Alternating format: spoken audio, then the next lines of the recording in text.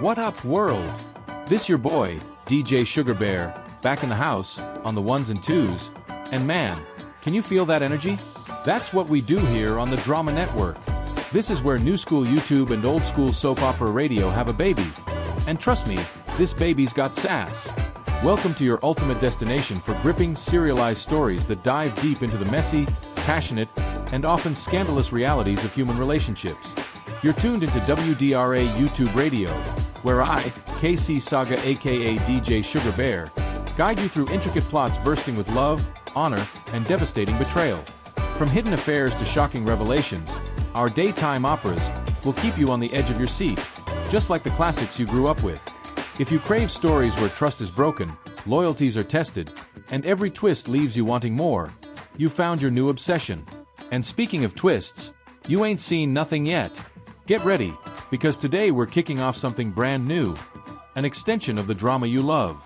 We're diving headfirst into our new series, Payback Anthology, the drama opera series. Each episode of Payback Anthology brings you a complete, standalone story, packed with all the high emotional drama you expect from the Drama Network. Get ready for tales where relationships hit the rocks, hidden schemes lurk beneath the surface, and let's just say, some folks get what's coming to them. And for the first time, the drama doesn't end when the credits roll. Because right after this, not only will we plunge into the next installment of Payback Anthology, but I'll be launching our brand new reaction podcast with my incredible new co-host, DJ Sade. It's called the Clapback Podcast, and we chose that name for a reason. We want you to have your say, so we'll be asking for your opinion on everything that goes down. This is your chance to get your clap back. So stay locked. You're not going to want to miss a single second of episode 6. It's good to see you. But what's for dinner? Payback Anthology, the drama opera series. Episode 6. It's good to see you. But what's for dinner? Act 1. Scene 1. The Seeds of Deception. Hampton University, unveiling the players. Location: Hampton Men's University, Boston, Massachusetts. College is a time for ambition, discovery, and new connections. For 3 students at Hampton, their shared world was academic, but their secret lives were a tangled web of secrets and ambition. Meet Alex Jones, a civil engineering major at Hampton Men's University, at the top of his class. His singular focus on academics left him with little time for a social life, but he had a constant in his girlfriend, Elaine Jordan. Elaine, a marketing major at the neighboring Hampton Women's University, was the perfect complement to his driven nature. For the first 6 months, their relationship was casual, but now it was a serious courtship on the verge of a life-changing commitment. Alex's other connection was his good friend, Larry Simpson, also a top civil engineering student. Larry and Alex's friendship was rooted in their shared academic excellence. They existed in different worlds. Their academic bond was undeniable, but their social circles were entirely separate. Larry, however, had his own world. He was head over heels for a girl, a relationship he thought was the real deal. But for her, it was just physical, just fun. She had a carefully crafted off-campus life. Act 1. Scene 2. The Two Worlds. Location: late Saturday night. Alex and Elaine's dorm rooms, then an off-campus house party. It was late on a Saturday night at Hampton University. Alex and Elaine were turning in, as they both had full class loads the next day. The lights went out. Good night, honey. Good night, Spip. About an hour later, Alex was fast asleep. Elaine got out of bed and got dressed to go to the off-campus party. Girl, you really came to the right place tonight. You've been MIA. How's Mr. Engineer? Alex.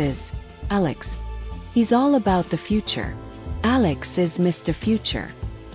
Girl, I'm looking for Mr. Tonight. This is about the present. Exactly. This is where I can just breathe. This is where I get to be me. Act 1. Scene 3. Eden Gardens, a double proposal. Location: the grounds of Hampton University campus. The Eden Gardens. It was the last week of college before graduation. Got a minute? For you always. What's up? Man, I'm just coming from the lab. I've been pulling all-nighters trying to get this thesis finished before graduation. I swear, it feels like I live in there. But look, I know we don't hang out much outside of class, but I wanted to invite you to my graduation bash. I'm celebrating with my girlfriend, and I've got something big planned. I'm going to propose to her. You should bring your girlfriend too. It'll be a great night. Larry paused slightly, surprised and genuinely happy for his friend. You're getting serious? Congrats, man. I would love to come. I've never met her. And can I be honest with you? I was actually planning to propose to my girlfriend that night, too. Is it okay if I do at your party? I don't want to upstage your event. Alex's face beamed. Upstage it? Are you kidding me? A graduation farewell party with a double proposal. Oh my god, it will be legendary. Next level, actually. The double proposal will be a hell of a surprise. Larry smiled, feeling confident. He had already bought the ring. All that was left was to set the date. He called his girlfriend, and she accepted without a moment's hesitation. The stage was set for a night of celebration and two very different kinds of surprises. Act 1, Scene 4, the graduation party, the unveiling. Location, Alex's after-graduation farewell party. The night of the party, Larry arrived alone because his girlfriend had canceled on him, saying she was sick and not feeling well. His mind racing with a mix of anticipation and disappointment. He spotted Alex and walked over, his eyes scanning the crowd. Just as he reached Alex, he saw her. Elaine. He thought for a second, maybe she was able to make it after all. But she didn't see him. Instead, she walked right up to Alex, went on her toes, and planted a long, deep kiss on his mouth. She was going to be my forever love. My wife. Larry, over here, man. I'd like you to meet Elaine. Alex laughed obliviously. I was hoping you'd bring your girlfriend with you. Where is she? Is she coming? Oh, right. She already had to leave for home. Turns out, she had made her travel arrangements beforehand. The plans were already locked in, and she couldn't change them, so she couldn't make it. Elaine, this is my good friend, Larry.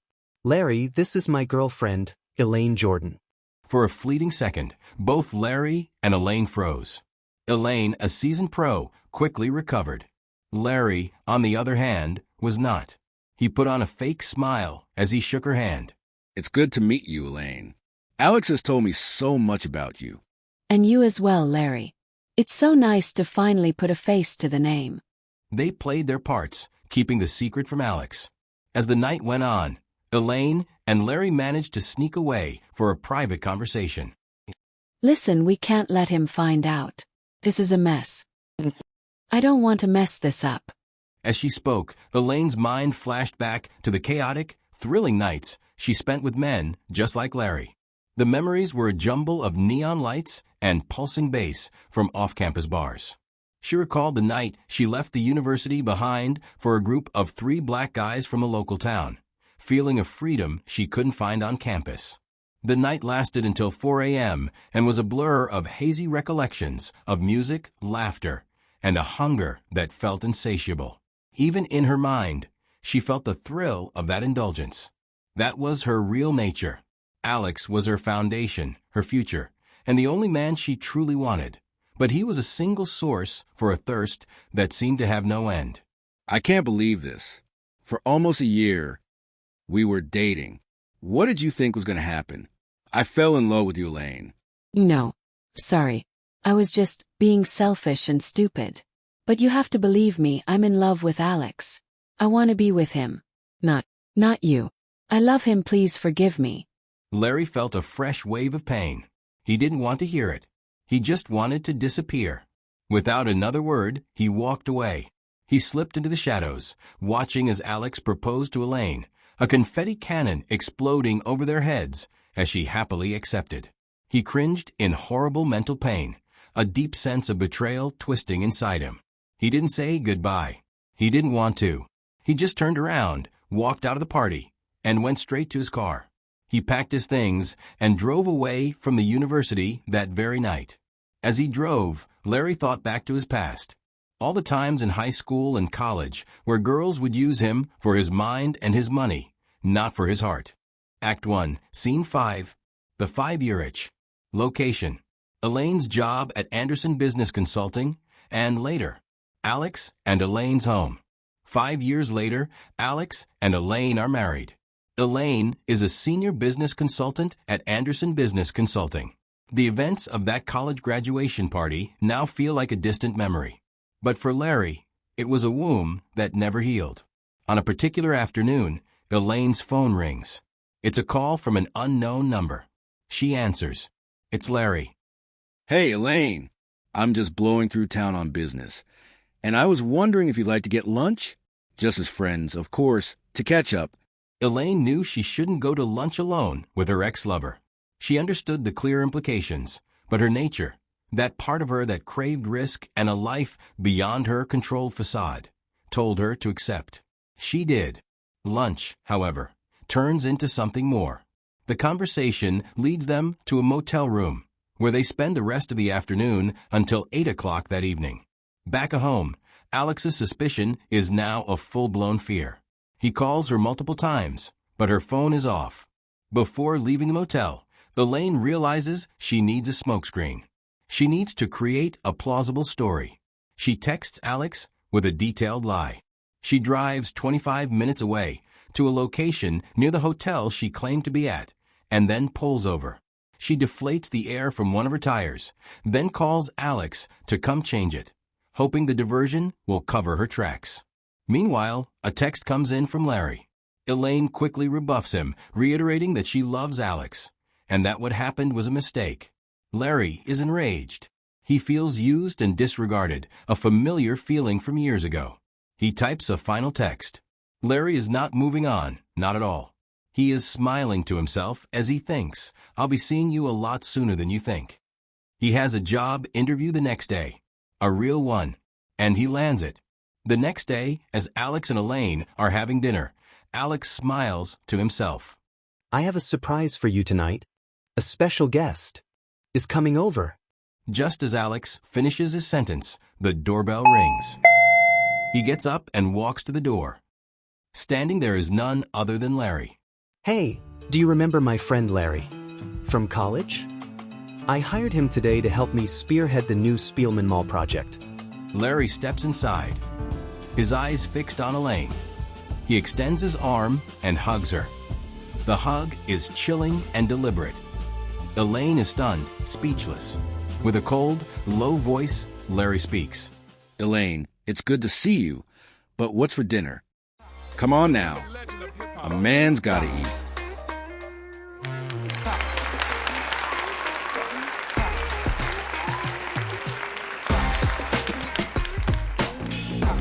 It's time for your clap back. You are now locked into the Clap Back podcast, right here on WDRA Drama Radio. This is your host, the one and only DJ Sugar Bear, holding it down for common sense and unfiltered truth. You already know what we do here. The lovely DJ Sade is in the building, and we are about to go head-to-head. We listen to a story, and then we break it down. We give you the real, the raw, and the righteous reaction that nobody else has the guts to. But this ain't just our show. This is your show. After we tear this thing apart, we will pause for your comments. Because at the end of the day, we want to give you your chance to get your clap back. And tonight, we're kicking it off with a classic. So let's get right into it. My take, my fire, starts right now. Alright, let's cut through all the politically correct garbage right now. That whole first act can be summed up in one word: betrayal. This Elaine character is a walking, talking red flag. While her man, Alex, is out here grinding, literally building a future for them, she's at some random party playing games. Breathing. Being herself? Let me translate that for you. She was auditioning his replacement. This is the playbook, ladies and gentlemen. Find a good, stable man to be your safety net, then go look for a thrill on the side. It's calculated, it's disrespectful, and it's exactly why good men are walking away. She's the problem. End of story. Oh wow. Bravo, Sugar Bear. Another groundbreaking take from the 1950s. You see a woman who's a problem. I see a woman who is finally remembering she's the prize. Let me translate what's really happening. Alex, Mr. Engineer, is building his future, and expects her to be the silent, supportive girlfriend, the accessory. And for one night, she decided to be the main character. Messing things up? No. Honey, she's waking up. That moment of breathing with another man wasn't about him. It was about her remembering she's a desirable woman, not just a future wife in training. You call it a moral failing. I call it self-preservation. Because the minute a man calls you his good thing, it's time to make sure you don't belong to him. Female empowerment? My.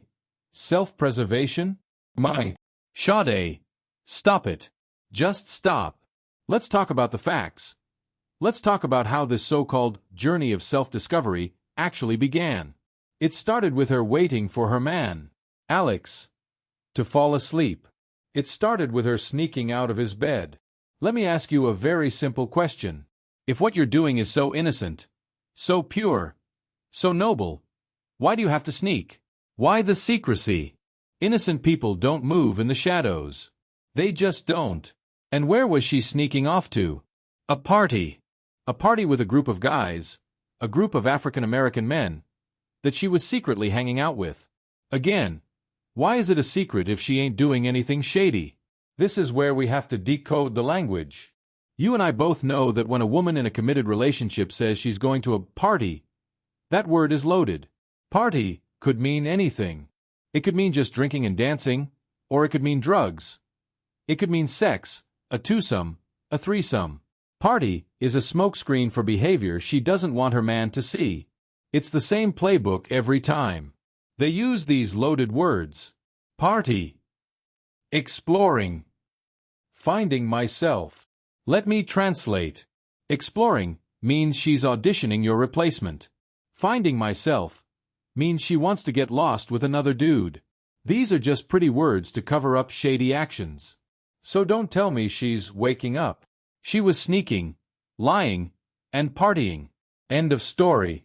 You're so obsessed with the how, the sneaking, the loaded words, that you refuse to ask the most important question, Sugar Bear. Why? Why does a woman who is supposedly in a loving relationship, on the verge of a proposal, have to sneak out of her own bed to feel alive? Let's talk about this good man, Alex. The man so laser-focused on his academics, so obsessed with building his future, that he was completely and totally blind to the woman sleeping next to him. A man so clueless, he was about to invite his girl's side piece to his own proposal party. That's not a good man, that is a self-absorbed fool. A woman doesn't step out of a relationship that fulfills her. Period. Her actions, her partying, her secrets, are a symptom. And the disease is his neglect. She wasn't looking for another man, she was looking for a connection that he refused to provide. You call it shady. I call it strategic. You call it cheating. I call it creating an exit plan. When a man shows you that you are just an accessory for the future he's building for himself, a smart woman starts drafting a plan of her own. Maybe if men were more present in the now, women wouldn't have to secure a next. Whoa, whoa, whoa. Hold on a second, Sade. Let's rewind the tape. Just a few minutes ago, you were telling me, and everyone listening, that we were blowing this out of proportion. You tried to sell it to us that just because she went to a party, she wasn't doing anything wrong. It was innocent. She was just exploring. But now that the facts are out, now that we know she was sleeping with his best friend for a year, suddenly the story changes. Now you admit it was cheating, but you're trying to justify it. And why? Because of her feelings. And there it is. The ultimate get-out-of-jail-free card. Some vague, emotional smokescreen that nobody can prove or disprove. He wasn't seeing me. I didn't feel connected. Who quantifies that? Her. But the truth is, this shady behavior started long before Larry. It started with her sneaking off campus to go party with 3 African-American men. That secrecy, that sneaking, that was the audition. That was her warming up for the main event. It was never an isolated incident. It was a pattern of deception. So let me make this crystal clear. Even if we pretend for 1 second that he was the most neglectful man on the planet, that still does not give her a pass to cheat. When you're an adult with integrity, you communicate, or you have the decency to break up with a man before you go sleep with someone else. What she did wasn't a survival tactic. It was a character flaw from the jump. She chose deception because it was easier than honesty. The secret parties proved it, and the affair with Larry just signed the confession. Stop blaming him. This is who she is. All right, I've heard enough. I've heard enough of this tired, predictable narrative that blames the woman for everything while the man gets a free pass for being emotionally absent. Ladies, you hear this, right? You see the double standard playing out in real time? I need you to back me up in these comments, because this is the kind of misogyny we deal with every single day. So here's what we're going to do. We're about to pause for your comments. I want you to tell me, was Elaine a woman forced to be strategic to survive a neglectful relationship, or do you buy into Sugar Bear's fantasy? Is a man's cluelessness a valid excuse for his partner to feel completely alone? It's your turn now. Pause this video, go down to that comment section, and give us your clap back. Ladies, do not leave me out here fighting this battle alone. Help me out. Let's show him what's really happening here before we dive into Act 2.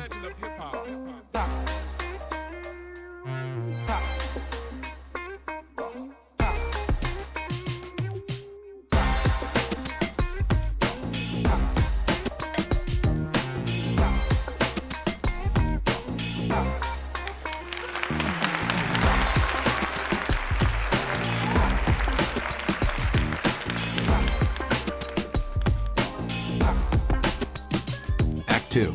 Scene 1. The Silent War. Dinner with the enemy. The hug and the print. Location. Elaine and Alex's home. Just as Alex finished his sentence, the doorbell rang. He got up and walked to the door. Standing there was none other than Larry. Hey, do you remember my friend Larry? From college? I hired him today to help me spearhead the new Spielman Mall project. Larry steps inside, his eyes fixed on Elaine. He extends his arm and hugs her. The hug is chilling and deliberate. Elaine is stunned, speechless. With a cold, low voice, Larry speaks. Elaine, it's good to see you, but what's for dinner? Come on now. A man's gotta eat. Alex chuckled at the comment, a genuine laugh. The line was a perfect callback to the episode's title. Elaine, however, felt her stomach drop, a nervous knot tightening inside her as a cold, polite smile froze on her face. For a terrifying second, her heart stopped.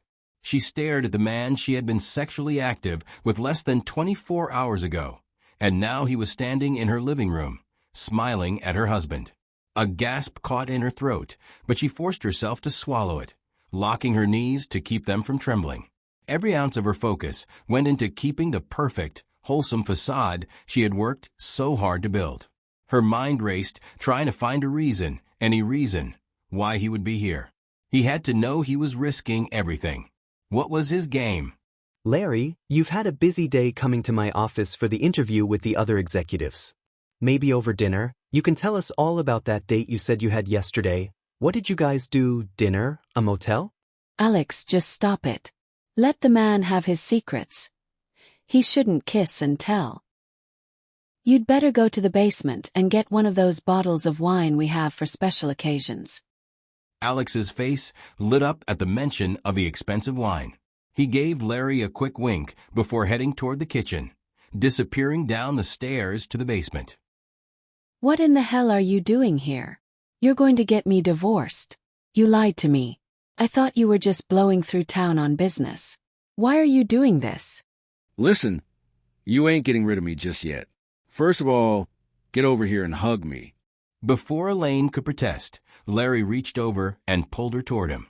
He wrapped his arms around her, and with both hands, he grabbed her buttocks. Elaine struggled to break free, her mind screaming as she heard the sound of Alex coming up the stairs. Just as Alex reached the top step, Larry released her, his face a mask of casual calm. Hey, man, I suggest we put on some music. This place is quiet. And I was just asking Elaine if she wanted some help with dinner. Well, off to the kitchen with you too. I'll get the tunes sorted out. Act 2. Scene 2. Kitchen Confessions. The Threat of Exposure. Location. The kitchen in Elaine and Alex's home. Alex headed for the living room to connect his phone to a Bluetooth speaker. If you want to save your marriage, you will do exactly as I say. Don't overplay your hand. One word of what you just did and my husband will throw you out on your ass and fire you. He will never believe you. No, he won't believe me over you. And you're right, he wouldn't believe me.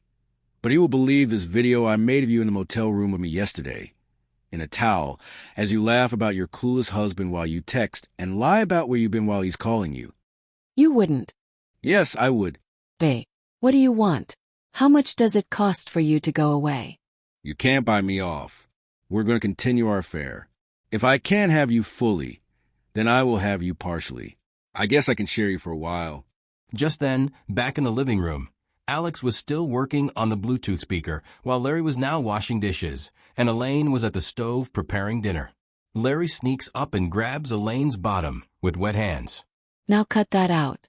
Just then, Alex entered the kitchen and noticed his wife had a wet spot on her buttocks that almost looked like a handprint. Are you guys in here cooking or just drinking all the wine? Yes, we're drinking all the wine. Alex's confused look lingered for a second, but he said nothing more. Elaine, oblivious to what he had seen, breathed a sigh of relief as the immediate crisis passed. Act 2, Scene 3, The Birthday Revelation, a new target for revenge location. The dining table at Elaine and Alex's home. So how old are you, kid? And what school do you go to? I am 5, and I am in kindergarten at Washington Elementary School. As Alex Jr. began to give Larry a debriefing of his life, a simple conversation turned into a moment of dawning realization for Larry. Hey, so when's your birthday? January 10th, 2020.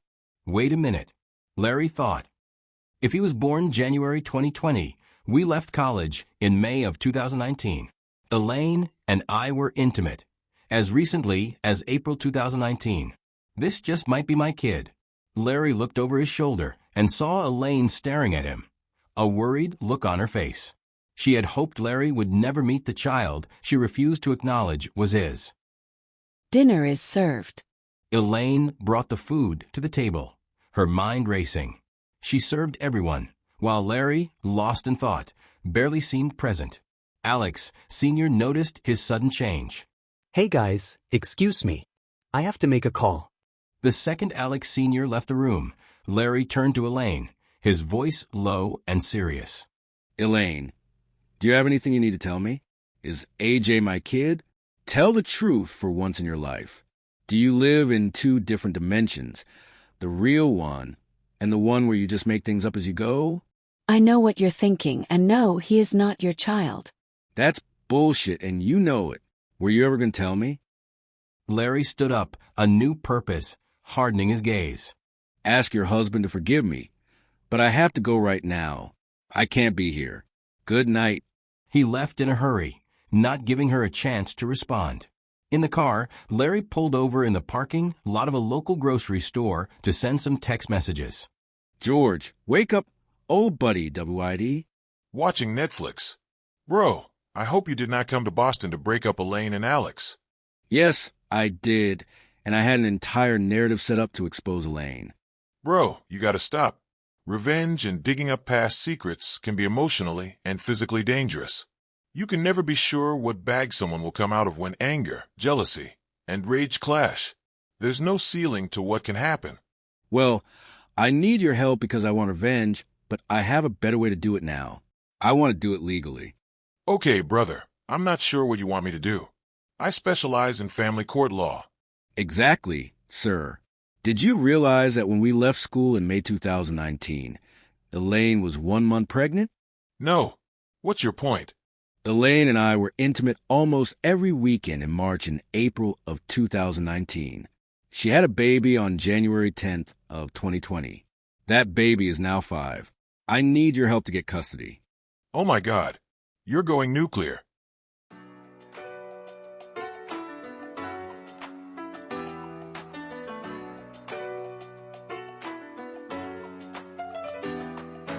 Welcome back to the Clapback Podcast.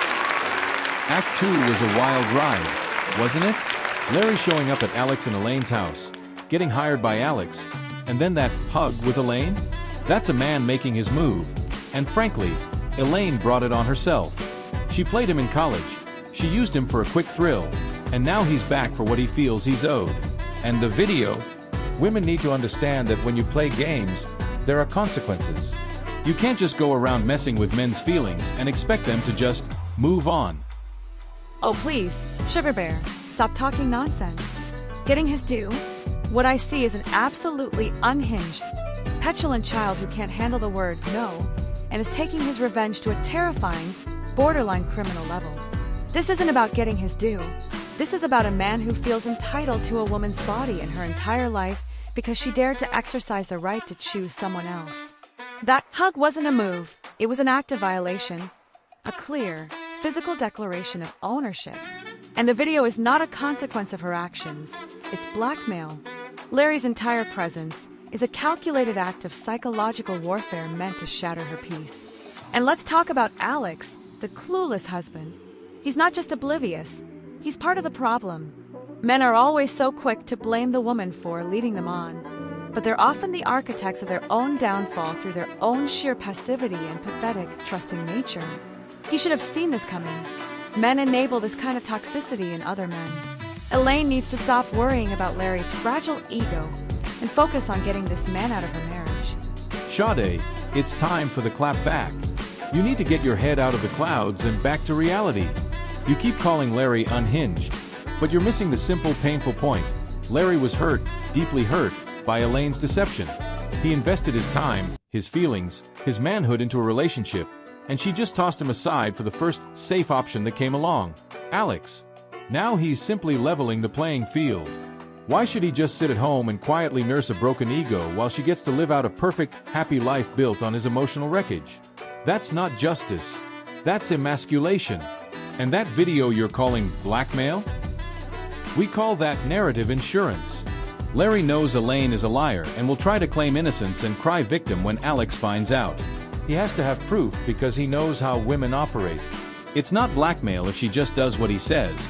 It's simply a cost of her original bad behavior. The video is her own past actions, her own recklessness, coming back to haunt her. This is the consequence of playing with a man's feelings. You can't just rewrite history when it gets inconvenient. As for Alex, he's the ultimate victim here. He's a good man, a hard-working man, who has been absolutely betrayed by the woman he loves and yes, his new employee. You call him passive or oblivious? No, he's trusting. And that trust is what women like Elaine exploit. This is a classic, textbook example of a woman's deceit and selfishness causing total chaos for every decent man around her. She made the mess. Now she has to deal with the fallout. Misandry man, we've given you the truth. Now let's see who's really listening. So, Sade, tell me, if Elaine is so pure, why hasn't she just told Alex everything? Why is she keeping quiet? What is she hiding? Leveling the playing field by terrorizing a woman and actively threatening to destroy her life? That's not leveling, that's pure tyranny and abuse. Larry is a predator, plain and simple. The fact you defend him speaks volumes about how some men view women as property to be controlled, not as individuals. Elaine's fighting for survival against the constant male need to dictate her choices and punish her for her past. No man has the right to judge her life. Survival? Please. She's not surviving. She's finally reaping the bitter fruit of the dishonesty she planted. She made her own bed, and now she has to lie in it. Larry's actions are a direct consequence of her manipulation. This isn't about men dictating choices. It's about accountability, a concept women fear. If women want to play the field, break hearts, and treat men as disposable, they need to be prepared for the fallout. Consequences are a mirror of poor choice. Oh, the classic, tired, reaping what she sowed defense. Because a woman's past mistakes justify a man's present abuse and blackmail, right? Give me a break, Sugar Bear. Larry's actions are his own, and they are deplorable. Elaine made mistakes, yes, but no woman deserves to be terrorized or have her life held hostage. This isn't about consequences. It's about a man's fragile ego and his need for control. She dared to live outside the pathetic confines men set for her, and she will find a way to expose him. All right, that was Act 2. What do you all think? Is Larry a scorned lover or a vengeful predator? Is Elaine a victim, or is she finally facing the music? And what about Alex, the pawn caught in the middle? Pause this video right now, go down to that comment section, and give us your clap back. Ladies, do not leave me out here fighting this battle alone. Help me out. Let's show him what's really happening here. But this is where we stop the tape for today. The drama is too big for one video. Hit subscribe and click the notification bell right now, because you do not want to miss part 2 of It's Good to See You, but What's for Dinner, when we dive straight into Act 3. See you in part 2.